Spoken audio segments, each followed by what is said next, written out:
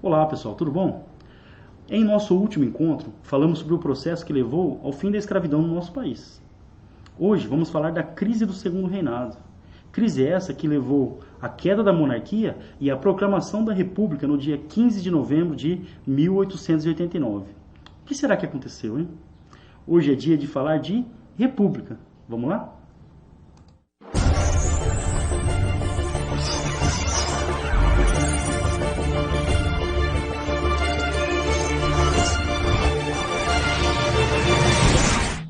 Bom, primeira coisa, qual que é a diferença entre monarquia e república? Falando de forma bem simples, na monarquia, quem governa é o rei, que transmite o poder de forma hereditária para os seus descendentes. Na república, os governantes eles são eleitos através do voto. Então a população elege o governante, que pode ser um presidente ou o parlamento que vai escolher o primeiro-ministro, ok? Então, é disso que a gente vai falar hoje, da transição da monarquia para a república. Vamos lá, pessoal? Bom, essa charge ela simboliza o quê? A queda da monarquia no Brasil. Dom Pedro II está sendo empurrado na cadeira. E foi mais ou menos isso mesmo, tá? Ele sofreu um golpe de Estado e esse golpe acabou encerrando a monarquia no nosso país. A família real foi expulsa do Brasil. Bom, para entender esse processo, atenção agora, pessoal, ponto de atenção para o vestibular. 3 fatores ou 3 questões são fundamentais. A questão religiosa, a questão militar e a questão escravista. Ah, professor, como assim questão? O governo de Dom Pedro vai arrumar encrenca com a igreja, com os proprietários de terra, devido à escravidão, e com o exército, ou seja, vai brigar com todo mundo. Esses 3 fatores, não só eles, mas os 3 principalmente, eles ajudam a explicar a queda da monarquia no nosso país, certo? Então, guardando, questão religiosa, questão militar e questão escravista. Era só isso? Não. Por exemplo, as relações internacionais do Brasil com a Inglaterra, por exemplo, elas geravam muitas críticas na época. Essa questão aqui é chamada questão Christie. Ah, quem que esse tal de Christie? Era um embaixador inglês, né, que representava a Inglaterra aqui no Brasil. Alguns fatos ocorreram, né, ali em 1861. Um navio inglês afundou lá no Rio Grande do Sul, então lá no sul do país. Quando esse navio afundou, a carga foi roubada. E esse embaixador, o Christie, ele passou a exigir que o governo brasileiro indenizasse a Inglaterra pelo roubo da carga. Então, o Brasil teria que pagar pelo roubo dessa carga. Mas foi só isso? Não. 3 oficiais ingleses lá no Rio de Janeiro, os caras estavam bebaço mesmo, lá, tomaram todos o dia inteiro, estavam dando o maior regaço na cidade, quebrando as coisas e tudo mais. Soldados brasileiros prenderam esses 3 oficiais. Estavam dando regaço, fazendo balbúrdia, balbúrdia, hein, pessoal? Então eles estavam fazendo o maior regaço, soldados brasileiros, né, prenderam esses 3 oficiais. O Christie, né, o embaixador inglês, ele reclamou, ele queria que soltasse imediatamente os oficiais e ele exigiu a prisão dos soldados brasileiros que prenderam os oficiais ingleses. Ouviram? Os oficiais ingleses estavam dando regaço, foram presos por conta disso. O embaixador inglês, olha só a empáfia do cara, hein? Soltem os oficiais e prendam os soldados brasileiros, ok? Logicamente, o governo, ele se recusou. Então, o governo não pagava indenização, estava se recusando a obedecer o embaixador inglês por aqui. O que ele mandou fazer? Olha só, gente. O Dougal Christie, né, que é o William Dougal Christie, o embaixador inglês, ele mandou a marinha inglesa prender 5 navios brasileiros, lá no porto da Guanabara, no Rio de Janeiro. É isso mesmo. O embaixador inglês mandou a marinha inglesa aprisionar 5 navios brasileiros de carga lá na Baía da Guanabara. Ou seja, sequestrou 5 navios brasileiros na Baía da Guanabara. O que o governo brasileiro fez? Ele reclamou com o governo inglês e passou a questão, né, pediu um tribunal internacional. Quem foi escolhido para ser o juiz desse tribunal internacional foi o rei Leopoldo I da Bélgica. E o rei Leopoldo analisou a questão e falou assim, nossa, o Brasil está certo, hein? A Inglaterra está abusando do poder. Então, o que o rei Leopoldo deu como sentença? A Inglaterra deveria pedir desculpas ao governo brasileiro. Eles pediram? Só 4 anos depois, 3 anos depois, que a Inglaterra vai assumir, né? Vai pedir desculpas. Mas Brasil e Inglaterra tiveram as relações cortadas nesse período por conta desse fato. Beleza? Abalaram as relações entre Brasil e Inglaterra. Outra questão que gerava insatisfação das elites brasileiras era a questão do trono, a sucessão. Quem vai assumir o governo quando Dom Pedro II morrer? Ora, ele não tinha filhos homens, então a princesa Isabel seria a rainha. Só que a princesa Isabel ela era casada com um francês, o Conde d'Eu. O Conde d'Eu, ninguém gostava desse cara, o cara xarope. E a elite, né, o pessoal no Brasil não queria, por exemplo, que um estrangeiro, um francês, fosse rei do Brasil. Então pegava muito mal a questão da sucessão mesmo. Diziam, né, que iam esperar o Dom Pedro II morrer para depois proclamar a República, porque ninguém queria que o Conde d'Eu fosse rei do Brasil. Então, a questão da sucessão do trono também incomodava as elites brasileiras. Questão religiosa, para tudo, gente, ponto de atenção, vestibular, nota aí, questão religiosa. O que foi a questão religiosa? Em 1824, né, foi aprovada a Constituição de 1824, aquela que foi outorgada por Dom Pedro. Nela ficou determinado o regime do padroado. O que isso significa? Que as ordens do Papa no Brasil só teriam validade com autorização do imperador. O Brasil tinha a religião oficial, o catolicismo. Quem pagava o salário dos padres era o governo. Quem construía as igrejas era o governo. Quem nomeava bispos era o governo brasileiro. Então, quem controlava a igreja no Brasil era o governo. Bom, mas o que aconteceu? O Papa Pio IX, na época, ele mandou a seguinte ordem para o Brasil, tá? Nenhum membro da Igreja Católica poderia participar da maçonaria. Para tudo. O que é a maçonaria? Maçonaria é uma organização que surge na Idade Média, lá na Europa, uma organização de pedreiros. Então, maçom significa pedreiro. Eram construtores de igreja, basicamente, tá? De igrejas, né? Construtores de igrejas. E os maçons, eles se reuniam também para discutir questões religiosas, questões políticas, filosóficas. E aqui no Brasil, a maçonaria era muito forte, né? Muitos políticos importantes participavam da maçonaria. Então, veio a ordem do Papa. Quem for católico não pode participar da maçonaria.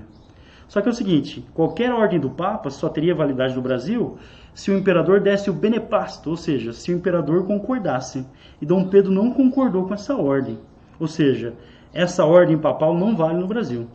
Só que dois bispos, atenção agora, o bispo de Olinda, o Dom Vital, e o de Belém, Dom Macedo Costas, eles desobedeceram o imperador e obedeceram o Papa. Ou seja, eles obedeceram o Papa e passaram a perseguir aqueles que participavam da maçonaria.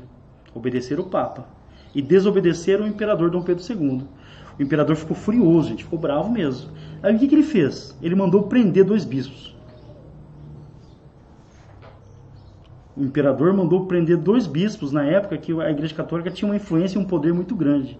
Isso pegou muito mal, gerou uma crise, né, entre Igreja e Estado nesse período. Mais tarde, o imperador mandou soltar os dois. Mas a situação, o fato de o rei mandar prender dois bispos na época, pegou muito mal. A charge mostra isso, pessoal, dá uma olhada. Ela mostra o Papa Pio IX batendo nas mãos, né, punindo o imperador por ter feito isso. Então pegou muito mal. Essa é a questão religiosa. Questão escravista. Atenção. O descontentamento com a monarquia fez com que surgisse no Brasil movimentos do Partido Liberal, principalmente, que defendiam a República. Em 1870, eles lançaram o Manifesto Republicano. Está ali em vermelho. Ó. Desse manifesto, retirei essa frase. Somos da América e queremos ser americanos. Para tudo. Estava lá no Manifesto Republicano. Somos da América e queremos ser americanos. Será que foi o estagiário que escreveu essa frase? Mas somos da América e queremos ser o quê? Japoneses? Asiáticos? Africanos? O que essa frase significa? Somos da América e queremos ser americanos. Estava no Manifesto Republicano de 1870. O professor Fabião falou sobre isso. Acompanhe.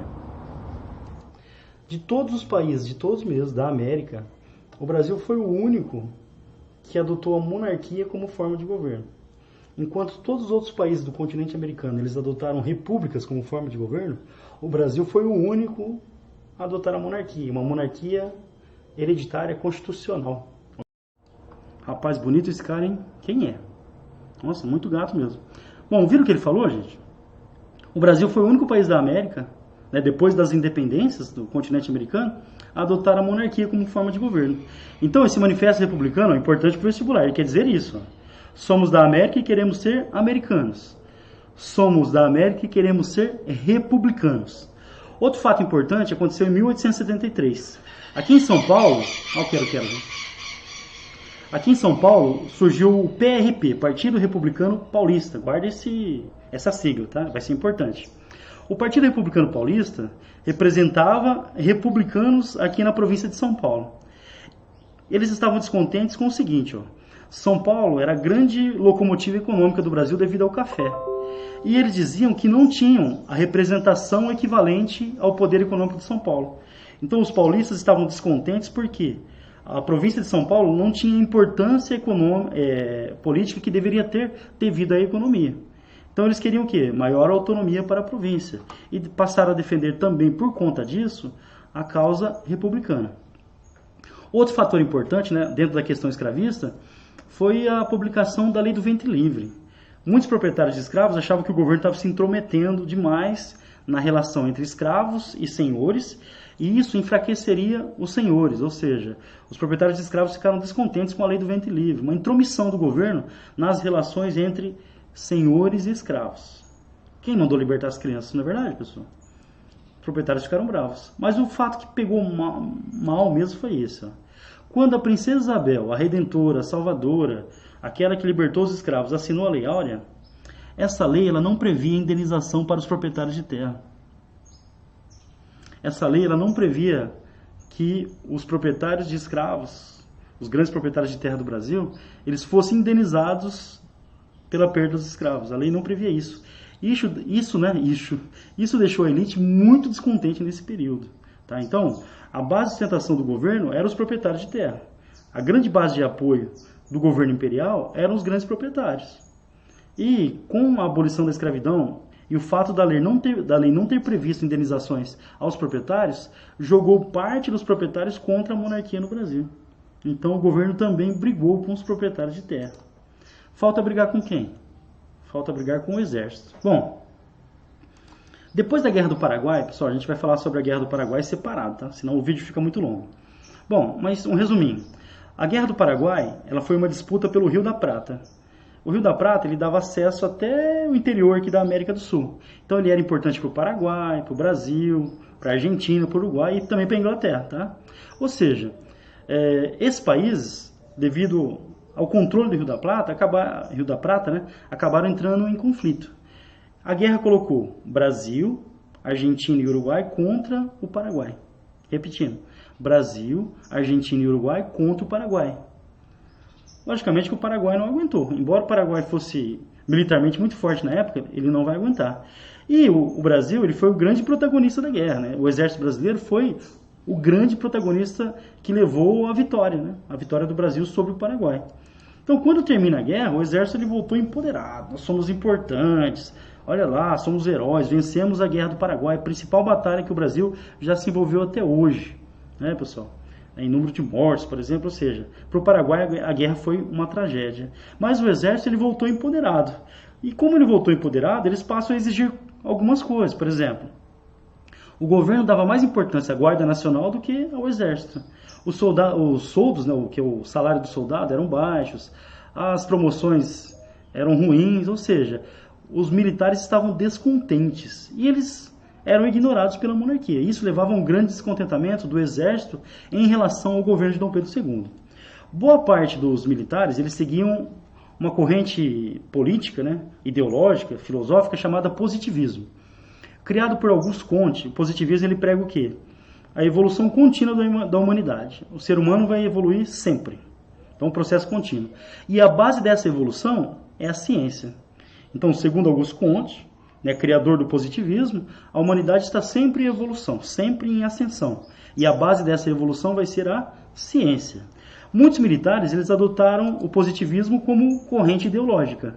E eles associavam assim, ó. A monarquia era vista como um modelo político atrasado. E a república era vista como um modelo político avançado. Então, os militares eles passam a defender, pela visão positivista, a república, né, como forma de governo. Tá? O positivismo, atenção agora, o positivismo ele tem um lema, um dos lemas. Né? O lema é esse, ó, a ordem por base, amor por princípio e progresso por fim. Ordem por base, amor por princípio e progresso por fim.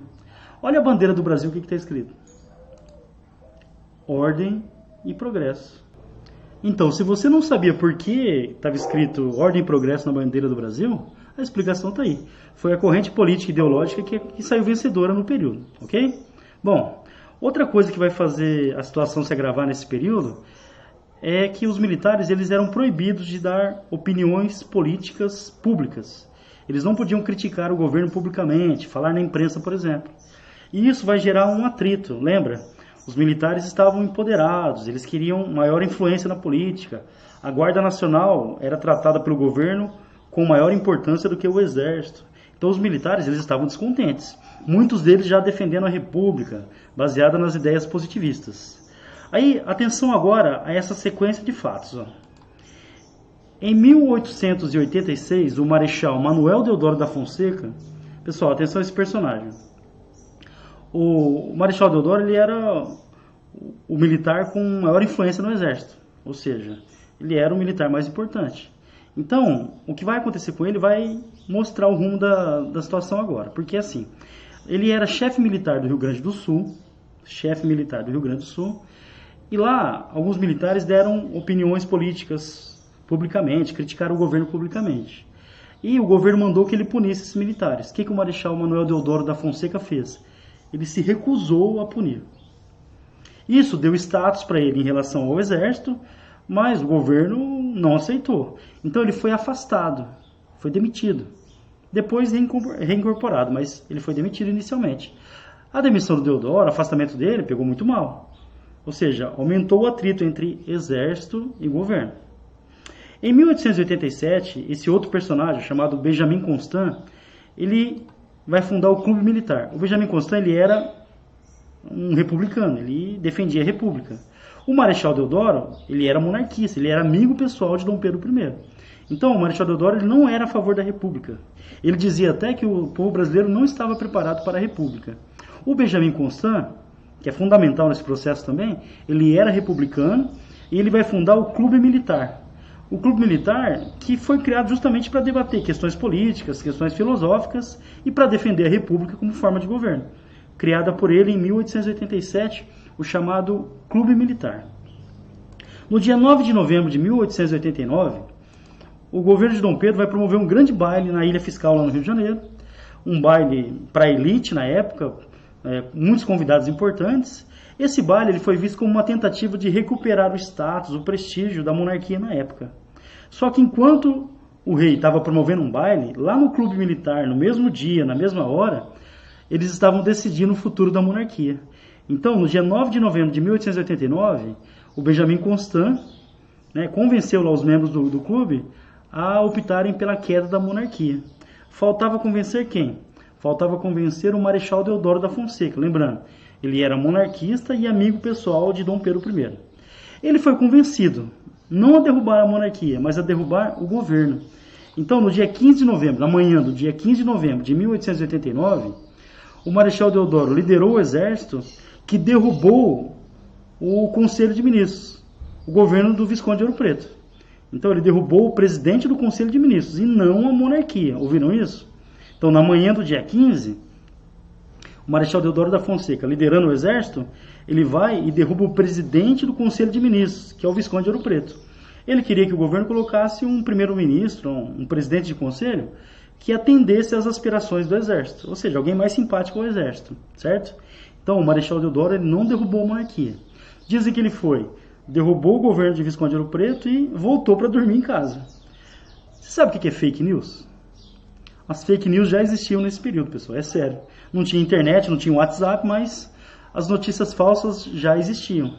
Começou a correr um boato, era mentira, que Dom Pedro ia nomear para ser o presidente do Conselho de Ministros um inimigo pessoal do Marechal Deodoro. Então, correu o boato que o Dom Pedro II iria nomear um inimigo pessoal do Marechal Deodoro como presidente do Conselho de Ministros. Esse inimigo pessoal seria em relação a uma questão amorosa lá no Rio Grande do Sul, ou seja, eles teriam disputado a mesma moça, ou seja, o fato é que esse cara seria um inimigo pessoal do Marechal Deodoro. Outro boato que correu, que também era mentira, é que o governo tinha decretado a prisão do Marechal Deodoro e do Benjamin Constant. Então, diante da boataria, diante das ameaças, ou seja, das fake news, o Marechal Deodoro, agora sim, ele decidiu derrubar a monarquia. E foi assim mesmo, tá, pessoal? A monarquia sem apoio nenhum, ele simplesmente mandou avisar o rei que a monarquia tinha acabado no Brasil, que a república estava proclamada. Essa imagem Ela representa aí, né, pessoal? A pintura que representa a proclamação da República. Aí o que veio depois? O governo foi informado, né, da queda da monarquia e a família real foi expulsa no dia 17 de novembro de 1889. Teve que sair do Brasil, às pressas. Tá? Foi empurrada mesmo para fora, como mostra aquela charge do começo da aula de hoje. Qual que era o medo? De um levante popular. A proclamação da República não foi um movimento popular, tá, pessoal? Não houve participação popular. Um jornalista importante da época dizia assim, ó, o povo assistiu bestializado à queda da monarquia. Tem até um livro que chama Os Bestializados. Eles falam o quê? Que não houve participação popular na queda da monarquia. Foi um movimento das elites, do exército, que estavam descontentes com o governo de Dom Pedro II, com a condução da monarquia, com a condução do governo, influenciado pelas ideias positivistas, tá, pessoal? Então, no dia 15 de novembro de 1889, o governo de Dom Pedro cai e é instaurada a República no Brasil. Só para a gente ilustrar um pouquinho, olha a primeira bandeira da República. Lembra a bandeira de algum país? Então é assim que a gente começa a nossa caminhada aí como República Independente, certo? Bom, pessoal, é isso. Essa é a história, né, do fim da monarquia no nosso país. Lembrando, resuminho rápido, questão religiosa, questão militar e questão escravista. Fora outros descontentamentos em relação ao governo de Dom Pedro II. Beleza, pessoal? Não esqueça, inscreva-se no canal, inscreva-se no canal, dá um likezinho que é muito importante, compartilha a aula, tudo bem, pessoal? Ajuda aí a fortalecer o canal do professor Fabião. E lembrando, qualquer dúvida pode mandar mensagem, manda pelo WhatsApp ou aqui mesmo pela descrição do vídeo, na mensagem do vídeo, tudo bem? Estou à disposição. Pessoal, vamos juntos construir a história. Beijão para todos.